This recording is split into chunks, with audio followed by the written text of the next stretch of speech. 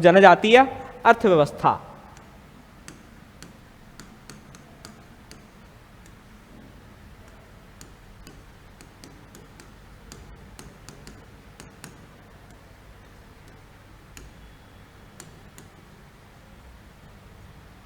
जनजातीय अर्थव्यवस्था, तो जनजातीय अर्थव्यवस्था क्या होती है? तो उसकी एक सामान्य परिभाषा होनी चाहिए, जैसे कि जनजातीय समाज में या जनजातीय समुदाय में आजीविका के स्रोत जो भी हैं वो सभी सम्मिलित रूप से जनजातीय अर्थव्यवस्था कहलाते हैं। अर्थात उनके लिए वो रोजगार भी है, उनके लिए वो आजीविका का स्रोत भी है, उनके लिए वही खान पान के लिए जो प्रमुख व्यवस्थाएं हैं उनके लिए भी जो है अर्थव्यवस्था ऐड हो जाती है उसमें। तो इस तरीके से क्या है हम अर्थव्यवस्था को समझेंगे। तो यदि मैं लिखना चाहूँ तो जनजातीय अर्थव्यवस्था क्या होती है, तो उसकी परिभाषा देखें।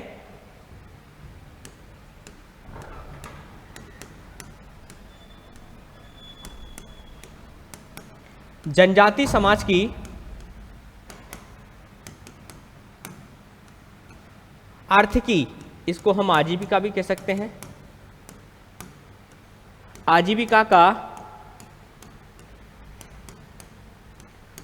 प्रमुख स्रोत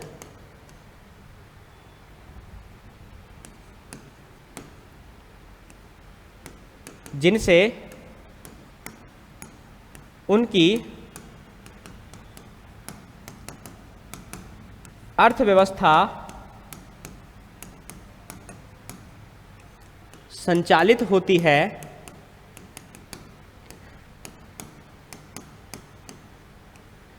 जनजातीय अर्थव्यवस्था कहलाती है।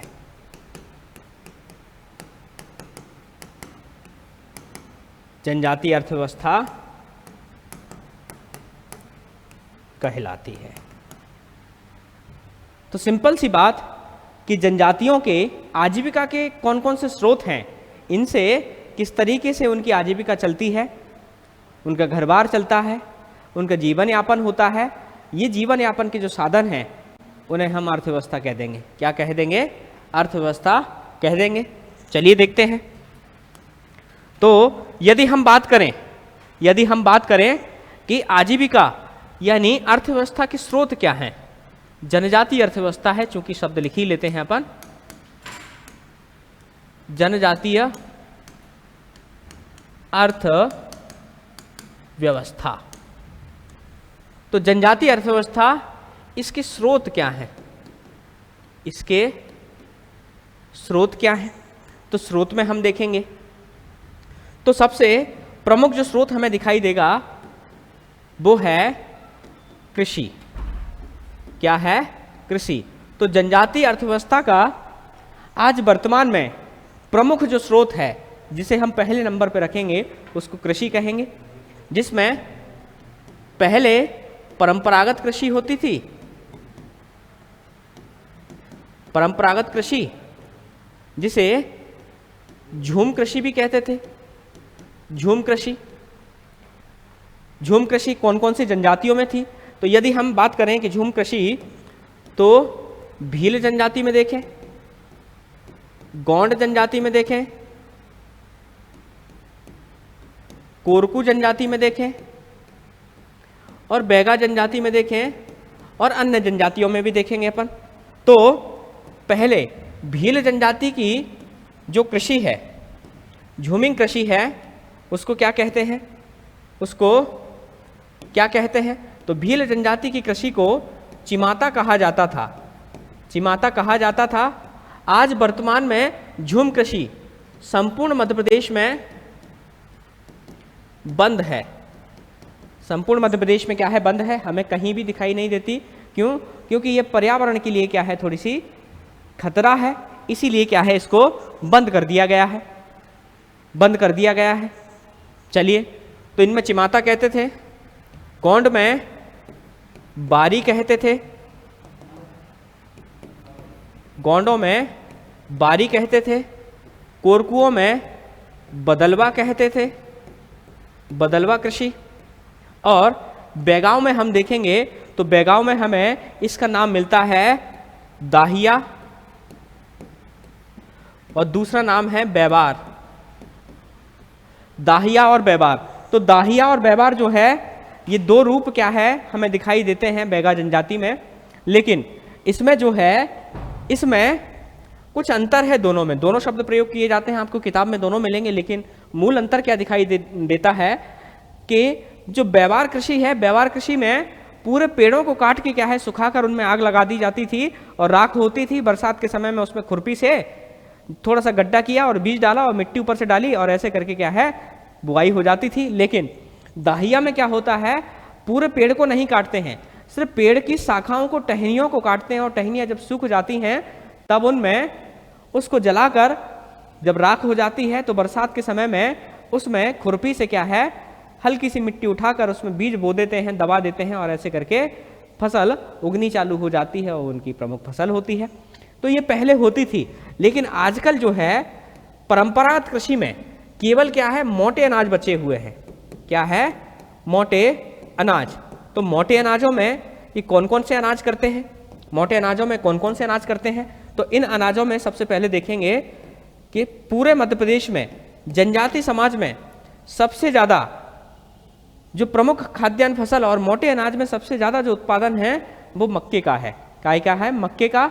जनजाति समाज में मक्का और साथ ही मक्की, ये दोनों देखने को मिलती हैं। हमारे लिए तो मक्का मक्की एक ही है, लेकिन जनजाति समाज में यदि हम देखें, जनजाति समाज में यदि हम देखें तो पाते हैं कि मक्का जो है, जो पीले कलर की मक्का होती है उसको मक्का कहते हैं ये, और सफ़ेद कलर की जो मक्का होती है उसको मक्की कहा जाता है। इन दोनों का उत्पादन जो है प्रमुखतः किया जाता है और वर्ष भर जो रोटी बना रहे हैं ज़्यादातर मक्के की रोटी बनती है। और मक्के की रोटी ही नहीं, ये लोग मक्के की थूली जिसे जनजाति समाज में पेज कहा जाता है, थूली और पेज ये मक्के का ही बनाते हैं ज़्यादातर। तो ये मक्का मक्की हो गया। फिर इसके अलावा और कौन सी फसलें परंपरागत में मोटे अनाजों में? तो मोटे अनाजों में हम देखेंगे कि इसके अलावा हमें दिखाई देती है वो है ज्वार। क्या दिखाई देती है हमको? ज्वार। तो ज्वार दिखाई देती है, तो ज्वार इनकी क्या है दूसरे नंबर की है। फिर इसके अलावा जो है बाजरा दिखाई देता है। क्या दिखाई देता है? बाजरा। बाजरा के अलावा मोटे अनाजों में क्या दिखाई देते हैं? कोदो कुटकी। कोदो कुटकी के अलावा क्या दिखाई देता है? तो दिखाई देता है समा। क्या दिखाई देता है? समा। तो इस तरीके से क्या है ये इनके मोटे अनाज हैं जो आज भी इन जनजातियों के द्वारा उत्पादित किए जाते हैं, जिसमें सर्वाधिक जो बुआई है और सर्वाधिक जो उत्पादन है वो मक्के का होता है। लेकिन जनजाति समाज में मक्का और मक्की दोनों देखने को मिलती हैं। वही उनके परंपरागत बीज संरक्षण की पद्धतियां हैं और वही बीज क्या है ये रिसाइकल होते हुए क्या है यहाँ तक पहुँचा है। आज भी हाइब्रिड बीज उपयोग नहीं करते हैं ये, है ना। ज़्यादातर क्षेत्रों में इनके जो परंपरागत बीज संरक्षण की पद्धति है उन्हीं से क्या है बीजों को संरक्षित करते हुए यहाँ तक क्या है बीजों को ये लेकर आए हैं। तो हमें इनसे उस संरक्षण की पद्धति को सीखना है और हमारी जो विलुप्त हो रही जो खाद्यान्न की किस्में हैं, दलहनों की किस्में हैं, तिलहनों की किस्में हैं, उनको क्या है बचाना है। और आपको पता होगा कि मोटे अनाज संरक्षण में मध्य प्रदेश से ही एक महिला हैं, सामान्यतः युवती हैं, और उनका नाम है लहरी बाई जी।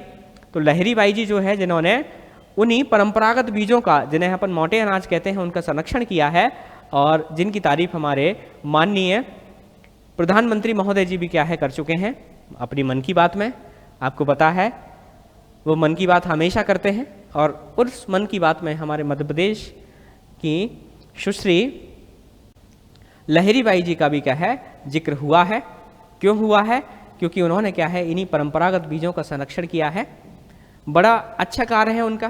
कार्य क्या है कि उन्होंने लगभग 30 किस्म के जो है बीजों का संरक्षण किया है। कैसे किया है? तो जो मिट्टी से बनाई जाने वाली कोठी, कुठला या कुठीला जो होते हैं, आपको पता है मिट्टी के पात्र, उनमें क्या है बीजों का संरक्षण किया और कुछ बीजों को ऊपर जो है जो शैल है उस पर क्या है लटकाया है। इससे क्या है बीज संरक्षण हुआ और ये क्या है अपने यहाँ पर बीजों का उत्पादन करती है अपने खेतों में, साथ ही अगल बगल के किसानों को भी क्या है ये उन बीजों को देती हैं और किसान इनसे बीज ले जाते हैं। ये पैसे नहीं लेती हैं, सिर्फ क्या है कि आप बीज का उत्पादन करो। यदि आप मुझसे 1 किलो बीज ले जा रहे हो तो उत्पादन होने के पश्चात आप 2 किलो वापस कर जाना, यही मेरी मेहनत है और कुछ नहीं है। तो देखिए जनजाति समाज में इसी पद्धति को हलमा पद्धति कह देते हैं, सहायता की पद्धति है, हमें भील समाज में खूब देखने को मिलती है। चलिए, तो जनजाति अर्थव्यवस्था का पहला जो स्रोत है और महत्वपूर्ण स्रोत है आज भी कृषि ही है। फिर इसके पश्चात क्या है? इसके पश्चात है वनोपज, यानी दूसरे नंबर पे क्या रखेंगे अपन? वनोपज। तो यदि हम वनोपज की बात करें तो क्या होती है वनोपज? तो वन की उपज, वन की उपज वनोपज कहलाती है। अब इस वन की उपज में क्या क्या होता है इनका? तो इनके लिए क्या है, कुछ खाद्य पदार्थ होते हैं। जैसे क्या क्या मिल रहे हैं हमें? तो हमें फल मिल रहे हैं। फल कौन कौन से? तो हम देखेंगे महुआ, हम देखेंगे आम, हम देखेंगे बेर, हम देखेंगे आंवला, ठीक है, आदि बहुत सारे फल हैं। आप जितने भी नाम निकालेंगे निकल के आ जाएंगे फल। तो फल हो गया। फल के पश्चात दूसरे नंबर में हम देखेंगे, फल के बाद जो है वो है ड्राई फ्रूट, सूखे मेवे, सूखे मेवे। तो सूखे मेवे में यदि हम बात करें कि क्या है इनके पास, तो चिरौंजी। क्या? चिरौंजी। ये मध्य प्रदेश में सबसे ज़्यादा वनों में होने वाला क्या है, एक वनोपज है जिसका संग्रहण ज़्यादातर हमारा जनजाति समुदाय करता है। और हमारे सिवनी, छिंदवाड़ा, बैतूल, बालाघाट, मंडला, डिंडौरी, शहडोल, जबलपुर इत्यादि के जहाँ ये जंगल हैं, इन जंगलों में हमें क्या है, चिरौंजी बहुत आयत में दिखाई देती है। तो चिरौंजी का यहाँ पर क्या है, ये एकत्रण करते हैं और बाज़ारों तक पहुँचाते हैं। अर्थव्यवस्था का एक महत्वपूर्ण साधन है। फिर जो है खाद्य पदार्थों में सूखे मेवे हो गए, फल हो गए, फिर अचार सामग्री, अचार सामग्री।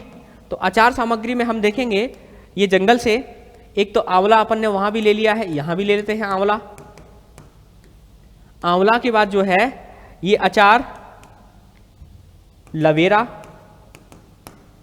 जिसको गोंदी कह देते हैं, इसको लाते हैं, इससे अचार बनाते हैं और विक्रय का भी कार्य होने लगा है। ठीक है, अचार सामग्री। ये लोग बांस लेके आते हैं, तो बांस का अचार, बांस जब स्टार्टिंग में कौपल रूप में होता है तो उसका जो कच्चा भाग है उसको यदि अपन आसानी से तोड़ेंगे टूट जाएगा, उसको काट के क्या है अचार बना के ये कार्य भी करते हैं ये। तो खाद्य सामग्री, तो खाद्य सामग्री से इतर और क्या क्या है वनोपज में? वनोपज में जैसे पत्ता। अब आप कहोगे कि पत्ता से क्या करते हैं, तो पत्ता इनकी क्या है, दोना पत्तल का आधार है, दोना पत्तल बनाते हैं, दोना पत्तल बनाते हैं। दोना पत्तल के बाद हम देखेंगे क्या बनाते हैं ये, तो तेंदू पत्ता। तेंदू पत्ता भैया बीड़ी उद्योग का आधार है, बीड़ी उद्योग का आधार है। बीड़ी उद्योग तेंदू पत्ता पे बेस्ड है, क्लियर? तो तेंदू पत्ता आधारित है बीड़ी उद्योग। तो ये पत्ता शिल्प हो गया इनका। ठीक, तो वनों से ये पत्ता ग्रहण कर रहे हैं, ये सारी चीजें। फिर इसके पश्चात जो है वनोपज में यदि हम जंगली जानवर देख लें, जंगली जानवर, तो वो भी इनकी अर्थव्यवस्था का स्रोत है। ये जंगली जानवर को जैसे सुअर को पकड़ लाए, तीतर को पकड़ लाए, तीतर को पकड़ लाए, और तीतर के पश्चात हम देखेंगे कि ये खरगोश,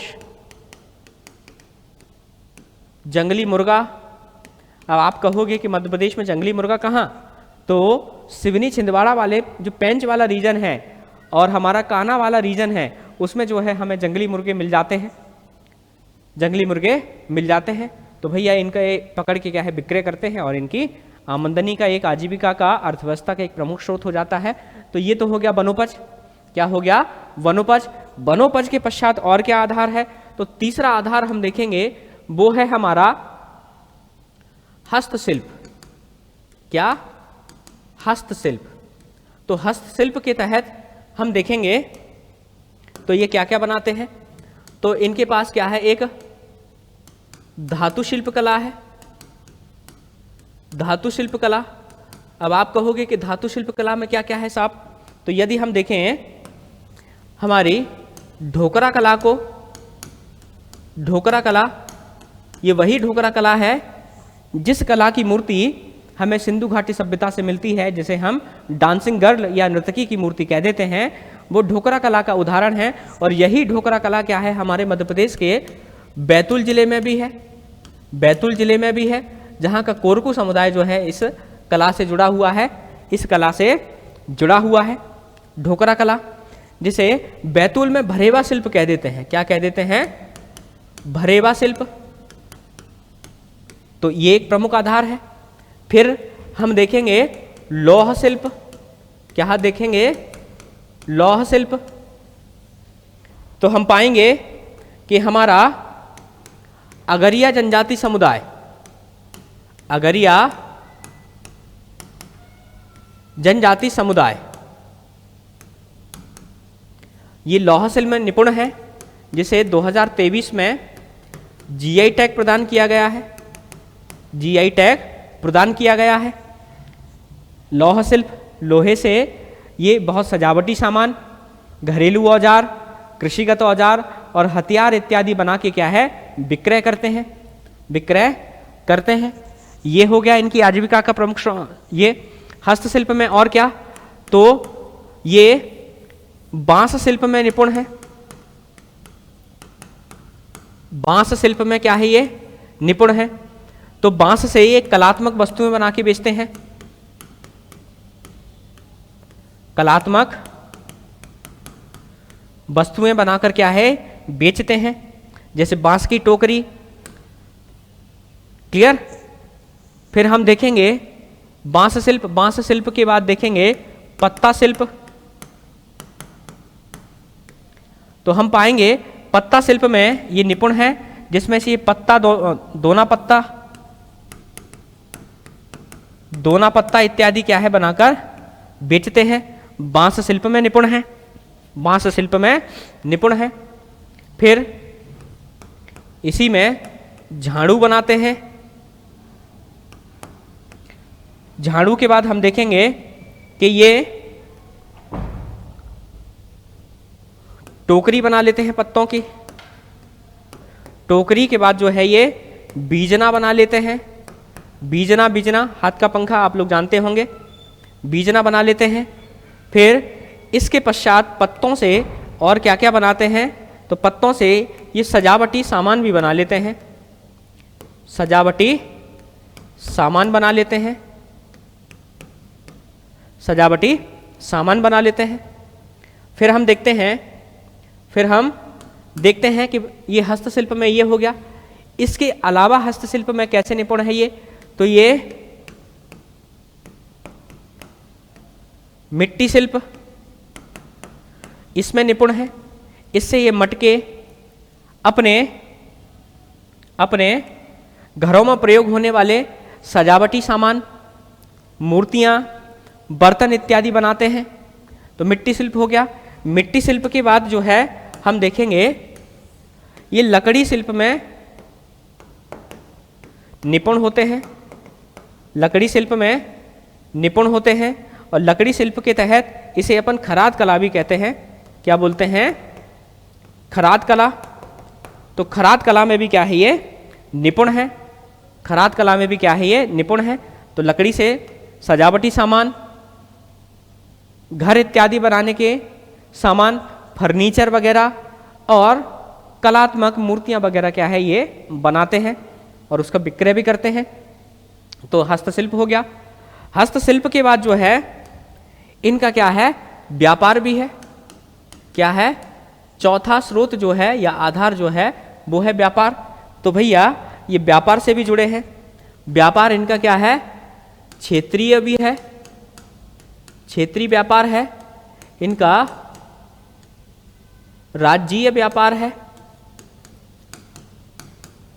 राज्य के अंदर, और राष्ट्रीय व्यापार भी है मध्य प्रदेश में, राष्ट्रीय व्यापार। क्षेत्रीय व्यापार जो शिल्प कला के तहत बना हुआ है उसको यहाँ भी बेच देते हैं, पूरे मध्य प्रदेश में बेचते हैं और बाहर भी भेज देते हैं राष्ट्रीय स्तर में। ठीक, शिल्प कला में एक और जोड़ सकते हैं अपन यहाँ पर, नादना प्रिंट। नादना प्रिंट, इसको दाबू प्रिंट भी कहा जाता है, दाबू प्रिंट भी कहा जाता है। इससे बनती है साड़ी, और ये है नीमच की, और नीमच की है, और नीमच में है भील जनजाति समुदाय। तो भील जनजाति समुदाय नादना प्रिंट से जुड़ा हुआ है, ये हस्तशिल्प कला का एक उदाहरण है इनका। फिर जो है ये राष्ट्रीय व्यापार, राष्ट्रीय व्यापार हो गया इनका। फिर इसके पश्चात जो है हम देखेंगे व्यापार के बाद जो है इनकी अर्थव्यवस्था का एक स्रोत जो है या आधार है हाट बाजार। हाट बाजार, ये जो हाट बाजार हैं उनमें ये अपने सामान की खरीदी और विक्रय दोनों को कार्य करते हैं। तो जनजाति हाट बाजार अपने आप में जो है इनकी अर्थव्यवस्था का मुख्य स्रोत पहले था, आज भी है। यदि आप जनजाति हाट बाजार को समझना चाहते हैं तो आप जो है इसी वीडियो श्रृंखला में, इससे पहले का वीडियो जो है वो जनजाति हाट बाजार पर बना हुआ है, आप जरूर उसको देखें। हमारे उत्कर्ष MPPSC के ऑनलाइन में YouTube प्लेटफॉर्म पे क्या है आपको मिलेगा। फिर हम देखेंगे हाट बाजार, तो हाट बाजार जो है आज भी इनकी संस्कृति का प्रमुख केंद्र है। फिर हम पाएंगे इनके अलावा, यानी हमने कृषि कर लिया है, कृषि के बाद वनोपज हो गया है, हस्तशिल्प हो गया है, व्यापार हो गया है, हाट बाजार हो गया है। फिर इनमें अन्य में जो है इनका शिकार है,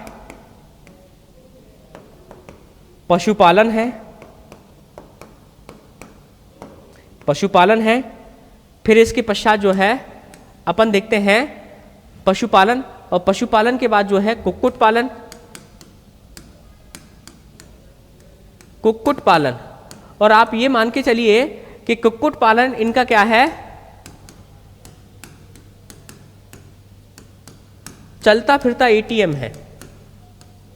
कुछ जनजाति समुदायों में मुर्गा मुर्गी खाए नहीं जाते हैं क्योंकि उनकी टोटम प्रथा के तहत उनकी कुलदेवी देवता होते हैं, ठीक, तो वो खाते नहीं, लेकिन फिर भी अपने घरों में जो है मुर्गी पालन, कुक्कुट पालन करते हैं। उसका एक कारण है कि जब भी इनको पैसों की ज़रूरत होती है तो मुर्गी मुर्गे को बेच कर क्या है उस ज़रूरत को पूरा किया जाता है, उस ज़रूरत को पूरा किया जाता है। तो कुक्कुट पालन हो गया। फिर इसके पश्चात जो है वो है मजदूरी। क्या है? मजदूरी। ये मजदूरी आज भी इनकी आजीविका का प्रमुख स्रोत है, प्रमुख स्रोत है, जो इनकी एक समस्या भी बन चुकी है, जो इनकी क्या है एक समस्या भी बन चुकी है।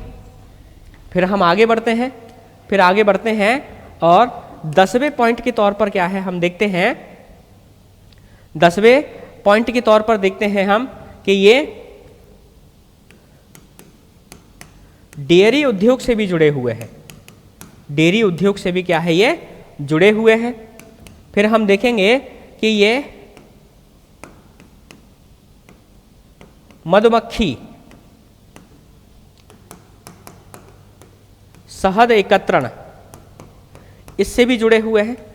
जैसे हम देखेंगे ग्वालियर के आसपास के क्षेत्रों में जो है शहद विक्रय का कार्य करते हैं वो हैं सहरिया समुदाय के लोग। तो सहरिया समुदाय इसका बहुत अच्छा एग्जाम्पल हो सकता है, सहरिया समुदाय बहुत अच्छा एग्जाम्पल हो सकता है। फिर हम देखेंगे जड़ी बूटी, जड़ी बूटी,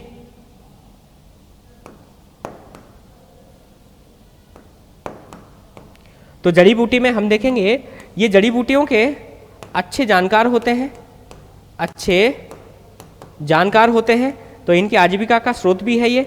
इन समुदायों में, जानकार समुदायों में हम रखेंगे हमारे सहरिया समुदाय को।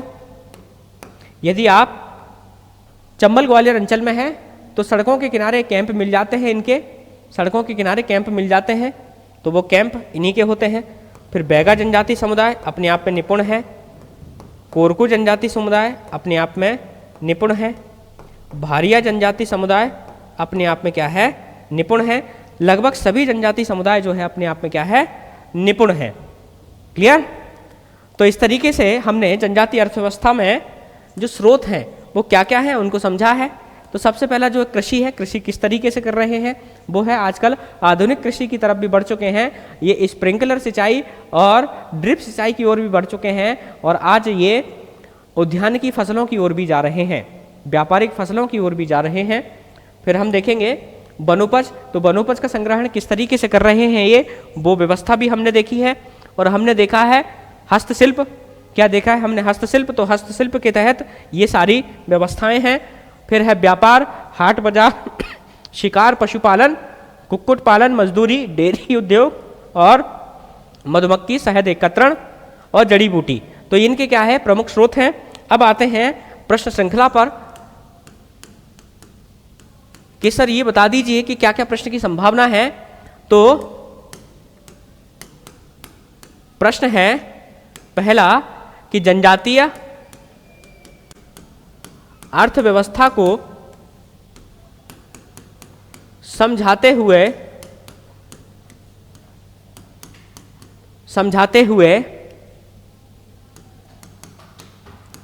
इसके प्रमुख स्रोत लिखिए।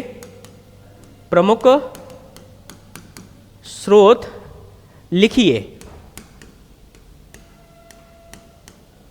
प्रमुख स्रोत लिखिए। फिर हम देखते हैं दूसरा, तो दूसरे में हम देखते हैं जनजातीय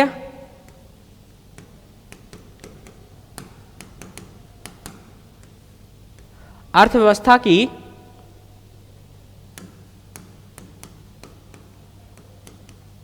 प्रमुख विशेषताएं बताइए, एक ये प्रश्न है। तीसरा प्रश्न,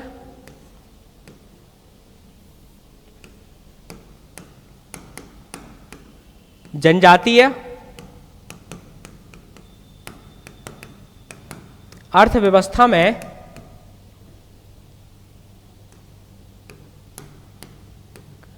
हाट बाजार की, जनजातीय अर्थव्यवस्था में हाट बाजार की महत्ता को दर्शाइए, महत्ता को दर्शाइए।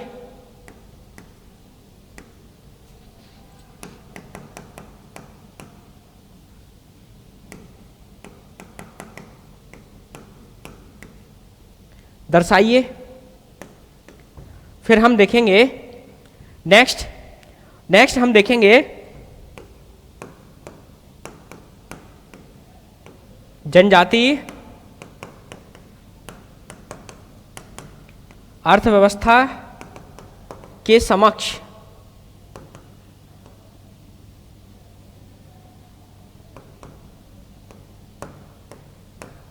क्या चुनौतियां हैं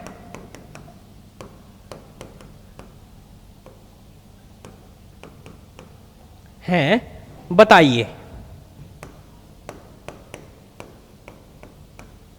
तो इस तरीके से क्या है, हमने जनजातीय अर्थव्यवस्था के संबंध में पूरा डाटा एकत्रित किया, फॉर्मेटिंग भी देखी है, और इसके साथ में जो है हमने क्या है ये प्रश्न भी देख लिए हैं, और हाट बाजार का प्रश्न इसमें दिया है। इससे पहले वाले लेक्चर में हमने वो समझा है, आप उसको भी समझने की कोशिश करना। चलिए, तो मुझे उम्मीद है ये सेशन आपको पसंद आ रहा होगा, और आपकी सराहना के कारण ही इस सेशन को लेके आए हैं। मिलते हैं अगले सेशन में, तब तक के लिए आप बने रहिए उत्कर्ष क्लासेस के साथ में।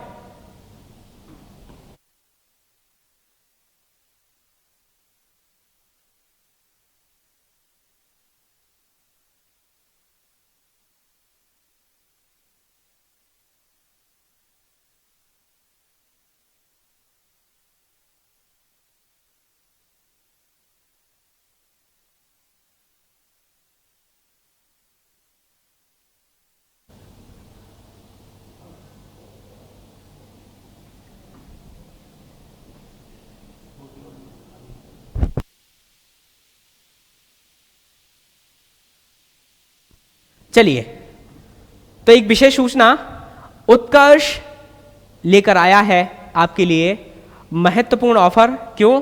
क्योंकि स्वतंत्रता दिवस है और स्वतंत्रता दिवस के साथ में हमारे संस्थापक महोदय निर्मल सर का बर्थडे है और रक्षाबंधन का त्यौहार है। तो भैया एक उपहार नहीं है, 3 उपहार हैं। कैसे? तो पहला उपहार है स्वतंत्रता दिवस के उपलक्ष्य में आपको जितने भी हमारे MPPSC पर ऑनलाइन कोर्सेज हैं, उत्कर्ष पर ऑनलाइन कोर्सेज हैं, 78% तक का डिस्काउंट है। लेकिन दूसरा उपहार है कि निर्मल सर का जन्मदिन है और उस पर अतिरिक्त 13% की छूट दी जा रही है। इसका फायदा उठाने के लिए आपको NG13 कोड यूज करना है।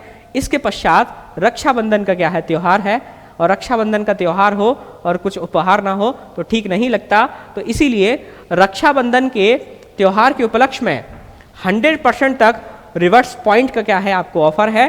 और इस ऑफर का फायदा उठाने के लिए 13 से 21 अगस्त तक आप इस ऑफर का फायदा उठा सकते हैं। तो जल्दी से ऑफर का फायदा उठाइए। यदि आप पहले से ही उत्कर्ष के साथ जुड़े हुए हैं तो अपने साथियों को, अपने जान पहचान वालों को इसके बारे में जरूर बताइएगा। मिलते हैं अगले सेशन में, तब तक के लिए आप बने रहिए उत्कर्ष क्लासेस के साथ में। धन्यवाद।